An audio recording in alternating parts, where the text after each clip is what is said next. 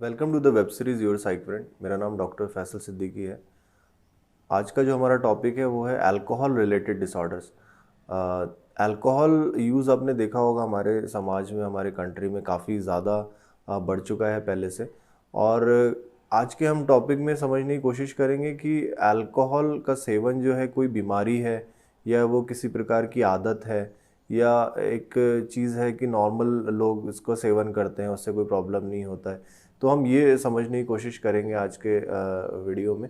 और आप इसको एंड तक देखिए और समझने की कोशिश करिए कि ये बीमारी किस तरीके से होती है और किन लोगों में होती है, इसका इलाज कैसे करते हैं, ठीक कैसे होती है, इसके बारे में सब आपको बताया जाएगा। तो अगर हम अल्कोहल की बात करें तो अल्कोहल एक तरह का पोटेंट ड्रग है जो कि एक्यूट एंड क्रॉनिक चेंजेस पैदा करता है हमारे न्यूरोकेमिकल सिस्टम में। एक्यूट एंड क्रॉनिक मतलब एक्यूट मतलब शॉर्ट टर्म, कुछ टाइम के लिए चेंजेस लाता है जब इंसान उसका सेवन करता है। अगर वो उसको लंबे समय तक उसका सेवन करता है तो लॉन्ग टर्म क्रॉनिक चेंजेस भी हमारे दिमाग में पैदा करता है वो। अगर हम अल्कोहल अब्यूज़ की बात करें, जो लोग अल्कोहल ज़्यादा मात्रा में पीते हैं और काफ़ी लंबे समय तक पीते हैं, उनके अंदर जो है टेम्प्रेरी चेंजेस आते हैं साइकोलॉजिकल। जैसे उनके अंदर डिप्रेशन की परेशानी आ जाती है, उनके अंदर घबराहट की परेशानी आती है और कुछ लोगों में साइकोसिस भी हो जाता है, मतलब एक पागलपन के लक्षण भी आने लगते हैं। अगर हम लॉन्ग टर्म एस्केलेटिंग अगर लेवल की बात करें अल्कोहल कंजम्पशन की, कि कोई इंसान लंबे समय तक शराब अगर पीता है और सालों साल हो गए हैं, तो उससे एक टॉलरेंस डेवलप होता है। टॉलरेंस मतलब कि शराब थोड़ा सा जो पहले पीता था और फिर उसके बाद उसने पी धीरे धीरे मात्रा बढ़ाता चला गया, उसको वो रिजल्ट नहीं मिल रहा है जो उसको पहले मिलता था जितनी मात्रा में, तो उसी रिजल्ट को पाने के लिए मात्रा बढ़ाता चला गया। तो उससे दिमाग में जो है कुछ चेंजेस आते हैं, अडेप्टेशन होता है। और जब वो शराब पीना बंद करता है तो उसकी वजह से उसको विड्रॉल लक्षण आने लगते हैं, विड्रॉल के, कि शराब नहीं मिलने पे जो होता है, जैसे उसमें नींद नहीं आती है, हाइपर एक्टिविटी होती है, एनजाइटी होती है, घबराहट होती है और थोड़े टाइम बाद ऑटोमेटिकली रिलीव होती है। शराब पीने के बाद में जो है वो ठीक होता है। तो ये एक इंट्रोडक्शन है शराब का और शराब के सेवन का, जो करते हैं उनका क्या चेंजेस आता है। उसके बाद हम देखते हैं एपिडेमियोलॉजी क्या है हमारे समाज में, उसका कितना ज़्यादा प्रेवलेंस है। तो अगर हम अपनी कंट्री की बात करें तो इंडिया के अंदर तकरीबन 14.6% जो लोग हैं 10 से 75 साल की उम्र के, वो जो है शराब पीते हैं। तो अगर इसको हम देखें तो तकरीबन 16 करोड़ लोग कंट्री के अंदर शराब पीते हैं जो। अब इसमें अगर हम देखें कि मेल और फीमेल में, तो मेल 17 टाइम्स जो है ज़्यादा सेवन करते हैं रिलेटेड टू फीमेल्स के। अगर हम बात करें कि कितने लोगों को डिपेंडेंस मतलब हार्मफुल यूज़ जिस जो करते हैं शराब का, या जिनको डिपेंडेंस हो जाता है, तो इसमें तकरीबन 5.2% इंडियंस जो हैं उनको शराब की आदत पड़ जाती है या फिर उसका वो हार्मफुल यूज़ करते हैं। जो डिपेंडेंस हार्मफुल यूज़, इस मैंने पूरा नॉमेनक्लेचर इसके डायग्नोसिस का कैसे इसको क्लासिफाई करते हैं, मैंने सब्सटेंस यूज डिसऑर्डर का जो फर्स्ट वीडियो है उसमें मैंने बताया है। तो ये हार्मफुल यूज, डिपेंडेंस, ये सारे भी नशे के लिए यूज़ करते हैं, तो अल्कोहल में भी इसको देखा जाता है। अगर हम इटियोलॉजी को देखें तो कई सारे फैक्टर्स जो हैं एक ड्रिंकिंग बिहेवियर को प्रमोट करते हैं या रोल प्ले करते हैं किसी भी इंसान के अंदर हार्मफुल यूज़ या डिपेंडेंस आने के लिए। तो अगर हम देखें कि इनिशिएशन डिपेंड करता है शराब पीने का, जिसमें सोशल बैकग्राउंड एक इम्पॉर्टेंट है, रिलीजियस एक चीज़ इम्पॉर्टेंट है, साइकोलॉजिकल फैक्टर्स इम्पॉर्टेंट है और एक जेनेटिक फैक्टर्स जो है रोल प्ले करते हैं। तो ये चार चीज़ें देखने में आई हैं जिनकी वजह से कोई इंसान शराब पीना शुरू करता है और आगे जाके उस चीज़ का वो डिपेंडेंट हो जाता है। इसके बाद अगर हम देखें सबसे पहली चीज़ तो उसमें आती है साइकोलॉजिकल थ्योरी। तो साइकोलॉजिकल थ्योरी में ये देखा गया है कि इंसान अपने अंदर एक फीलिंग ऑफ पावर जो है महसूस करता है और एक साइकोलॉजिकल पेन है उसका डिक्रीज होता है शराब के पीने के बाद। तो इसकी वजह से उसको एक मौका मिलता है कि आगे जाकर के भी वो शराब कॉन्टिन्यूसली पीता है या कभी कभी उसका यूज़ करता है। देखा गया कि कई बार इंसान तनाव को कम करने के लिए, नर्वसनेस ख़त्म करने के लिए, टेंशन कम करने के लिए, जो है किसी स्ट्रेस को ख़त्म करने के लिए भी शराब का सेवन करता है। तो ये भी एक साइकोलॉजिकल पॉइंट ऑफ व्यू है कि कोई इंसान शराब पीना क्यों शुरू करता है और उसको क्यों कंटिन्यू करता है। कई बार क्या होता है कि इंसान अट्रैक्टिव महसूस करने के लिए, एक सेक्सुअल अट्रैक्शन महसूस करने के लिए, पावर, बढ़ी हुई पावर दिखाने के लिए यूज़ करता है शराब का और उसको जो है फिर वो कंटिन्यू करता है। तो ये मेन 3-4 फैक्टर्स हैं जो साइकोलॉजिकल एक मोटिवेशन पैदा करते हैं शराब के सेवन के लिए या उसको आगे जाके कंटिन्यू करने के लिए। इसके बाद आता है बिहेवियरल थ्योरीज। अगर बिहेवियरल थ्योरीज में देखें कि इंसान जब भी नशा करता है, शराब पीता है, तो उसमें उसको एक रिवॉर्डिंग इफेक्ट मिलता है, उसको एक प्लेजर महसूस होता है और उसके बाद उसको एक अपने बिहेवियर को लेकर के एक रिस्पॉन्सिबिलिटी लगता है ख़त्म हो गई है और उसको एक तरह का आराम मिलता है। तो फिर उसको जो है ये लगता है कि शराब उसकी हेल्प कर रही है उसकी किसी प्रकार के बिहेवियर मॉडिफिकेशन में, तो उसको उससे भी प्लेजर मिलता है और कंट्रीब्यूट करता है उसको आगे जा कर के बार बार यूज़ करने के लिए, अपने बिहेवियर के चेंज करने के लिए। तो ये भी एक बिहेवियरल थ्योरी है जो कि बताती है कि इंसान को शराब पीना क्यों शुरू करता है। इसके बाद अगर हम देखें सोशो कल्चरल थ्योरी, तो सोशो कल्चरल थ्योरी के अंदर देखा गया है कि जो ज्यूज़ हैं उनको ही अंदर ये देखा गया है कि वो एक कम मात्रा में शराब जो है थोड़ा थोड़ा बचपन से ही बच्चों को पिलाना शुरू करते हैं और आगे जा कर के एक मॉडेस्ट ड्रिंकिंग पैटर्न उनके फैमिली में बना रहता है, तो उनके अंदर डिपेंडेंस इतना ज़्यादा डेवलप नहीं होता है। बहुत कुछ लोग उसमें डिपेंडेंट हो भी जाते हैं लेकिन कुछ लोग नहीं भी होते हैं। और अगर हम वहीं बात करें अमेरिकन्स की और इंडियंस की, तो अमेरिकन्स इंडियंस जो हैं एक ज़्यादा मात्रा में ही शराब पीना शुरू करते हैं शुरू से, और वो तब तक पीते हैं जब तक कि उनका एक ड्रंकननेस उनके अंदर नहीं आ जाती या बहुत ज़्यादा वो शराब के आदी नहीं हो जाते हैं। तो उसकी वजह से जो है उनको ज़्यादा मात्रा में शराब भी पीना पड़ता है और उनको शराब की लत लगने की जो आदत हो, जो उनकी हैबिट फॉर्मिंग हो जाती है और डिपेंडेंस का जो चांसेस है वो काफ़ी ज़्यादा बढ़ जाते हैं। तो ये चीज़ हम देखते हैं कि सोशो कल्चरल फैक्टर्स भी एक रोल प्ले करते हैं शराब के सेवन के अंदर और उसका डिपेंडेंस के अंदर। अगर हम चाइल्डहुड हिस्ट्री की बात करें तो चाइल्डहुड हिस्ट्री में कुछ बीमारियां होती हैं बचपन से ही, कुछ मानसिक रोग ऐसे होते हैं जिसकी वजह से बच्चों के अंदर चांसेस होते हैं कि जैसे जैसे वो धीरे धीरे बड़े होंगे वैसे वैसे जो है उनके अंदर कोई भी नशा करने की संभावना बढ़ जाती है। तो इसमें हाइपर काइनेटिक डिसऑर्डर एक बचपन का एक रोग होता है मानसिक, उसको जब वही बच्चा जब बड़ा होता है तो उनके अंदर चांस बढ़ते हैं। कंडक्ट डिसऑर्डर के बच्चे जो होते हैं उनके अंदर चांसेस ज़्यादा होते हैं नशे के सेवन के, इसमें शराब का सेवन की चांसेस ज़्यादा रहते हैं। उसके बाद एक ASPD anti social personality disorder होता है जिसके अंदर शराब पीने की संभावना, उसकी आदत पड़ने की संभावना काफ़ी ज़्यादा होती है। तो ये जो है चाइल्डहुड थ्योरी भी एक बताई गई है कि जिसकी वजह से लोग शराब पीना शुरू करते हैं या उसके आदी हो जाते हैं। फिर उसके बाद आता है जेनेटिक थ्योरी। जेनेटिक थ्योरी का भी काफ़ी इंपॉर्टेंट रोल है कि फैमिली स्टडीज़ में देखा गया है कि जो लोग शराब पीते हैं उनकी फैमिली में उनके जो बच्चे होते हैं या उनके जो बच्चे होते हैं वो आगे जाके शराब के जल्दी ही आदी बन जाते हैं और उनको जल्दी ही पीना शुरू कर देते हैं। तो उसमें ये देखा गया कि जो भी फैमिली मेम्बर्स अगर कोई शराब पीता है घर के, 3 से 4 गुना ज़्यादा चांसेस होते हैं उसके बच्चे भी शराब पिएंगे। जैसे कुछ लोग आते हैं तो हम उनको बताते हैं कि अगर आप ये शराब नहीं छोड़ेंगे तो आगे जाके आपके बच्चों के अंदर भी आदत आएगी और वो भी कंटिन्यू करेंगे और फिर उनको भी ये बीमारी पैदा हो जाएगी। तो ये चीज़ लोगों को समझनी चाहिए कि शराब जो है जेनेटिक बैकग्राउंड भी रहता है और वो फैमिली में रन करती है, तो जितना जल्दी उसको छोड़ेंगे उतना बेहतर है आपके बच्चों के लिए भी। फिर उसके बाद देखा गया है कि जितने फैमिली मेम्बर्स बढ़ेंगे जो शराब का सेवन करते हैं, जैसे पिताजी भी पीते हैं, दादाजी भी पीते थे, बड़े पापा पीते हैं, चाचा पीते हैं, मामा पीते हैं, तो जितने ज़्यादा फैमिली मेम्बर्स बढ़ेंगे उतना ही जेनेटिक प्रिडिस्पोजिशन बढ़ेगा शराब के सेवन का और उतना ही ज़्यादा लोग जो उसमें जो है डिपेंडेंस में और बीमारी में ग्रस्त होता जाएगा और उसको छोड़ना उतना ही मुश्किल हो जाता है। जो ट्विन स्टडीज़ हैं, जो जुड़वा बच्चे होते हैं, उनमें स्टडीज़ में पाया गया है कि शराब की जेनेटिक बैकग्राउंड डेफिनेटली होता है। तकरीबन 60% तक चांसेस होता है कि कोई अगर माँ बाप के अंदर शराब कोई पी रहा है तो बच्चे के अंदर भी चांसेस आएगा शराब पीने का।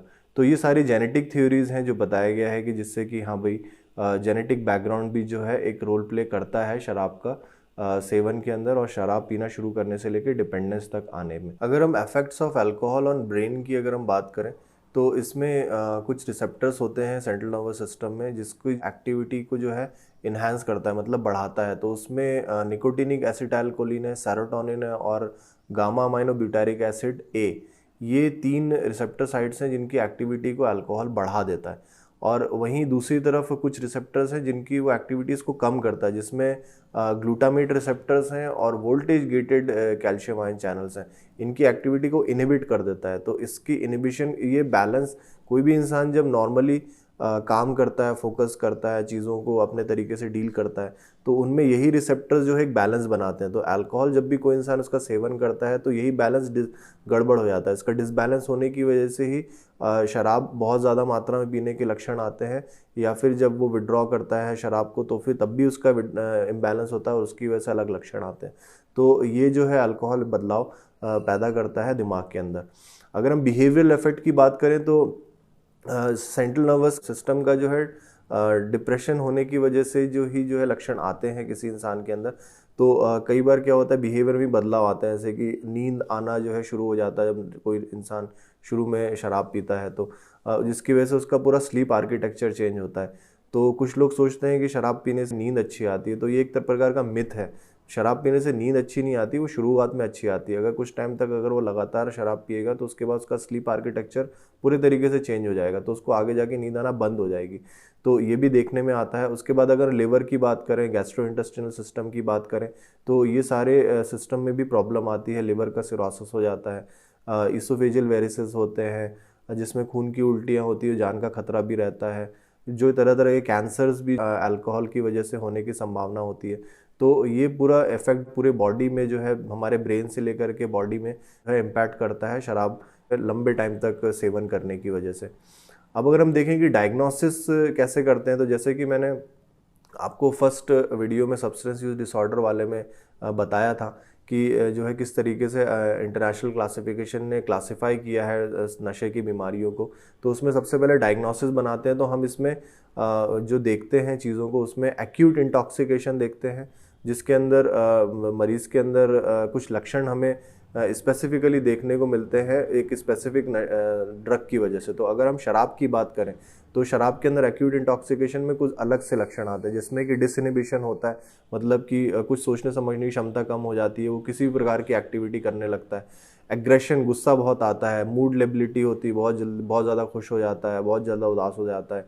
इम्पेयर्ड जजमेंट, कोई जजमेंट नहीं कर पाता है। गेट अनस्टेडी गेट होता है, मतलब चलने में लड़खड़ाहट रहती है। स्लर्ड स्पीच उसकी प्रॉपर नहीं होती है। कॉन्शियसनेस जो है उसकी डिक्रीज हो जाती है। तो ये सारे लक्षण हमें देखने को मिलते हैं। तो अगर इसमें से कोई भी दो लक्षण है तो मरीज को कह सकते हैं कि उसको एक्यूट इंटॉक्सिकेशन हुआ है शराब का। उसके बाद आता है हार्मफुल यूज़। तो हार्मफुल यूज़ में जैसे फर्स्ट में बताया था कि कोई भी इंसान कोई नशा करता है, उसके बाद उसको फिजिकल या कोई मेडिकल प्रॉब्लम होती है या साइकोलॉजिकल प्रॉब्लम होती है, लेकिन वो बहुत ज़्यादा सिग्निफिकेंट अगर नहीं है, कभी कभी हो रही है, तो उसको हार्मफुल यूज़ कहा जाता है। जैसे कि फर्स्ट वीडियो में बताया था आपको सब्सटेंस, वैसे ही जो है अल्कोहल को इसमें रख करके उसको क्लासीफाई कर सकते हैं। फिर उसके बाद देखते हैं डिपेंडेंस सिंड्रोम। डिपेंडेंस का जैसे आपको सब्सटेंस उसमें क्राइटेरिया बताया था, वो काफ़ी बड़ा था, उसमें मैं दोबारा नहीं जाऊंगा, वो आप जाके उसमें देख सकते हैं। तो वही अगर शराब को लंबे टाइम से अगर पी रहा है तो उसको डिपेंडेंस क्राइटेरिया में रख के देख सकते हैं कि इसको किस तरीके से डायग्नोस किया जाता है। उसके बाद आता है विड्रॉल स्टेट। तो विड्रॉल में दो प्रकार के होते हैं, एक सिंपल होता है और एक विद डिलेरियम होता है। एक सिंपल और एक कॉम्प्लिकेटेड। सिंपल विड्रॉल के अंदर ट्रेमर्स, हाथ में कंपन आते हैं, पसीना आता है, उल्टी सा महसूस होता है, उल्टी हो जाती है, नींद कम आती है, कमज़ोरी रहती है, दिल की धड़कन बढ़ जाती है, ब्लड प्रेशर बढ़ जाता है, साइकोमोटर एजिटेशन होता है, मतलब एक जगह इंसान स्थिर नहीं बैठ सकता है, इधर उधर चलता रहता है, भागता रहता है। तो ये सिंपल विड्रॉल के अंदर अल्कोहल में हमें देखने को मिलता है। अगर हम कॉम्प्लिकेटेड विड्रॉल में जाए तो उसके अंदर कई बार मिर्गी के दौरे आ जाते हैं शराब बंद करने के बाद, या मरीज़ जो है डिलीरियम में भी लैंड अप कर जाता है। डिलीरियम एक एक्यूट कन्फ्यूजनल स्टेट होता है जो कि काफ़ी ज़्यादा सिवियर विड्रॉल में हमें देखने को मिलता है। तो ये विड्रॉल होता है। उसके बाद साइकोटिक डिसऑर्डर होता है, इसमें मरीज़ को शराब छोड़ने के बाद या फिर लंबे टाइम तक सेवन करने के बाद उसको डिल्यूजन और हैलुसिनेशन, भ्रम की परेशानी होने लगती है, आवाज़ें सुनाई देने लगती हैं जो कि प्रेजेंट नहीं है, या फिर एमनेसिक सिंड्रोम डेवलप होने लगता है कि याददाश्त की परेशानी होने लगती है। तो ये क्लासिफिकेशन सिस्टम में बताया गया है ICD-10 के, जो शराब की सेवन में हमें देखने को मिलता है। तो अब इसके बाद आता है हमारा ट्रीटमेंट पार्ट। तो ट्रीटमेंट में जब भी कोई मरीज़ हमारे पास आता है तो सबसे पहले उसको इन्वेस्टिगेट कराया जाता है। उसको लिवर फंक्शन टेस्ट हम देखते हैं, उसका कंप्लीट ब्लड काउंट देखते हैं, उसका ब्लड प्रोफाइल देखते हैं, उसको कोई और मेटाबॉलिक डिसऑर्डर तो नहीं है, डायबिटीज़, हाइपरटेंशन, किडनी की प्रॉब्लम, लिवर की प्रॉब्लम, या फिर कोई और थायराइड की प्रॉब्लम, ऐसा कोई बीमारी तो नहीं चल रही है अंडरलाइंग जो शराब के साथ में हुई है या पहले से चल रही है, तो वो रूल आउट करते हैं। अगर नहीं होता है तो उसको फिर क्लासिफाई करते हैं कि उसको क्या है, उसको इंटॉक्सिकेशन है तो उसको एडमिट किया जाता है, अगर विड्रॉल है तब भी उसको कई बार एडमिट करना पड़ता है मरीज़ को, और फिर जो है उसको ट्रीटमेंट करते हैं। तो जो एक ब्रीफ में अगर हम ट्रीटमेंट की बात करें तो सबसे पहले तो देखा जाता है उसके अंदर इंटरवेंशन हम करते हैं। और इंटरवेंशन के अंदर हम ये देखते हैं कि मरीज़ को हम बताएं कि एक्चुअल में जो तुम शराब पी रहे हो वो एक तरह की बीमारी है, वो कोई हैबिट नहीं है, वो कोई नॉर्मल चीज़ नहीं है जो तुम्हारी ज़िंदगी में चल रही है। तो उसको तुम्हें छोड़ना है, उसको बंद करना है। इसको कॉन्फ्रंटेशन भी कहा जाता है। मतलब इंसान के अंदर जो एक डिनायल है, जिसके लिए वो मना कर रहा है कि नहीं मुझे कोई प्रॉब्लम नहीं है, मैं एकदम ठीक हूँ, ये उसको बताया जाता है कि भाई तुम ठीक नहीं हो, ये चीज़ तुम्हारी ज़िंदगी ख़त्म कर देगी, तुम्हारा जीवन ख़त्म हो जाएगा। तो उसको एहसास दिलाना कि तुम्हें एक बीमारी चल रही है जो कि शराब के फॉर्म में तुम ले रहे हो। उसके अंदर एक मोटिवेशन पैदा करते हैं कि तुम्हें फ्यूचर में इसको शराब को बंद करना है और उससे लंबे टाइम तक तुम्हें हमेशा के लिए दूर रहना है। तो ये इंटरवेंशन कॉन्फ्रंटेशन जो है फर्स्ट पार्ट होता है। इसके बाद आता है डिटॉक्सिफिकेशन। डिटॉक्सिफिकेशन ऑफ अल्कोहल को अगर हम देखें तो इसमें सबसे पहले मरीज़ को क्लासिफाई करते हैं कि इसको माइल्ड, मॉडरेट, सीवियर किस प्रकार का विड्रॉल है। अगर माइल्ड विड्रॉल है तो उसके लिए कोई मेडिसिन, दवाई की ज़रूरत नहीं पड़ती है, वो धीरे धीरे ऑटोमेटिकली ठीक हो जाता है और मरीज़ को बस बताया जाता है वो किस तरीके से को शराब से दूर रहना है। अगर हम मॉडरेट टू सीवियर विड्रॉल की बात करें तो उसमें मेडिसिन की ज़रूरत पड़ती है। इसमें बेंजोडाइजेपिन्स की ड्रग्स की ज़रूरत पड़ती है हमें, उसको हम यूज़ करते हैं। इसमें डायजेपाम, ऑक्साजेपाम, लोराजेपाम का यूज़ किया जाता है और कुछ दिनों तक उसको 7 से 10 दिन तक मेडिसिन दी जाती है और फिर उसको बंद कर दिया जाता है। और कुछ मरीज़ों में हैलोपेराडोल भी यूज़ की जाती है जो एंटीसाइकोटिक है, अगर किसी को सीवियर विड्रॉल अगर होता है, उसको ज़्यादा परेशानी होती है तो उसके अंदर। इसके बाद डिटॉक्सिफिकेशन के बाद जो स्टेप आता है वो होता है रिहैबिलिटेशन, जो कि लास्ट स्टेप होता है। इसके अंदर सबसे पहले हम देखते हैं कि मरीज़ के अंदर एक मोटिवेशन पैदा करते हैं कि भाई मरीज़ का जो मोटिवेशन हमने कॉन्फ्रंटेशन में शुरू किया था वो अभी भी मेंटेन है कि नहीं, उसको चेक किया जाता है, उसको बराबर मेंटेन करने के लिए बताया जाता है। सेकंड पॉइंट में हम ये देखते हैं कि उसको हेल्प किया जाए कि अपनी लाइफस्टाइल को मॉडिफाई करे और किसी तरीके से वो शराब से दूर रहे वो, और किसी भी प्रकार की ऐसी गलत चीज़ नहीं करे जिससे वो शराब की गिरफ्त में फिर से चला जाए। उसके बाद तीसरा जो पॉइंट रहता है उसमें देखा जाता है कि रिलैप्स जो है दोबारा नहीं हो, रिलैप्स प्रिवेंशन किया जाता है, मतलब कि दोबारा से वो किसी कारण में शराब पीना ना शुरू करे। और इसके लिए हम कई बार मरीज दवाइयों का भी यूज़ करते हैं, जैसे कि डायसल्फाम एक ड्रग है, इसको यूज़ किया जाता है। नाइट्रेक्सोन है, एकम्प्रोसेट है, बैक्लोफेन है, ये 4 मेडिसिन है जिसका हम एब्सटेनेंस में यूज़ करते हैं कि मरीज़ जो है उस दवाइयाँ लेते हुए शराब का इस्तेमाल नहीं करे, जिसको तकरीबन 6 महीने से 1 साल तक दिया जाता है, फिर उसको बंद किया जाता है। और इसके बाद साथ साथ काउंसलिंग सेशंस भी जो हैं चलते रहते हैं और मरीज़ को बीच बीच में बताते रहना होता है कि भाई तुम्हें क्या क्या चीज़ें करनी है जिससे तुम्हें मेडिसिन शराब का दोबारा सेवन ना शुरू करो। अगर हम प्रोग्नोसिस की बात करें कि भाई क्या इसके रिजल्ट्स, एंड रिजल्ट्स मिलते हैं, कितने लोग दूर रह पाते हैं, तो 3 चीज़ सबसे इंपॉर्टेंट है मरीज़ की प्रोग्नोसिस के लिए कि उसको हमें अच्छे रिजल्ट्स मिलेंगे। जिसमें एक तो एंटी सोशल पर्सनैलिटी डिसऑर्डर नहीं होनी चाहिए मरीज़ के अंदर।